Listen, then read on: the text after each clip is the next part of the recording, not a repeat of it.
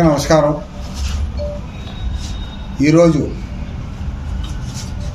42 సంవత్సరాల తెలుగుదేశం పార్టీలో కొనసాగుతూ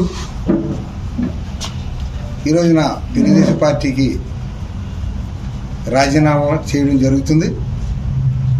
దీనికి అనేక కారణాలను మీ అందరూ తెలిసిన విషయం. ఎందువల్లంటే మరి గతంలో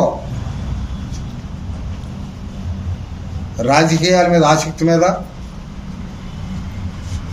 రాజకీయాల్లో రావడం, నాటి నుంచి నేటి వరకు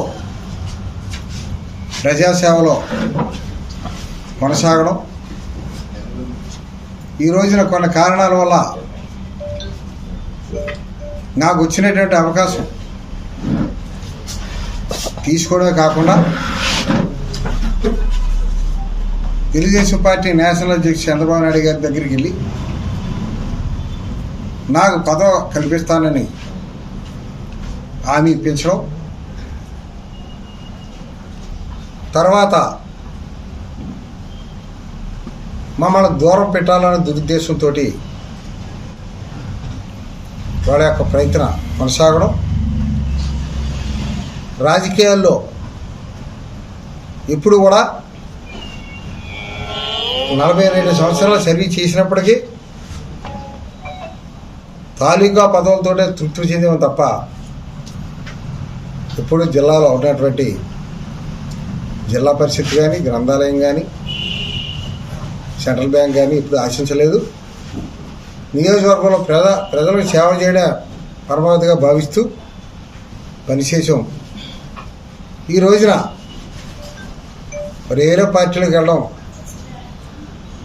బాధగా ఉన్నప్పటికీ ఇప్పుడున్నటువంటి మోసపూరితమైన రాజకీయాలకి వదలక తప్పలేదు. తప్పనిసరిగా రేపు రాష్ట్ర వైఎస్ఆర్ పార్టీ అధ్యక్షుడు జగన్మోహన్ రెడ్డి గారి అధ్యక్షతన